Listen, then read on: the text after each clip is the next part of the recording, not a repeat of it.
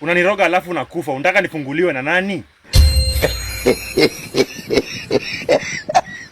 Wewe unaniroga alafu unakufa. Unataka nifunguliwe na nani?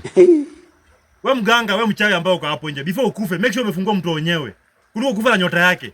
Ndio maana yake napambana kutafuta pesa. Napambana kutafuta utajiri. Siipati. Kama sasa napambana kutoa hapa samaki. Lakini sijashika. Na mtu mwingine akikuja hapa anashika. Sababu wewe uliniroga na kufa na nyota yangu.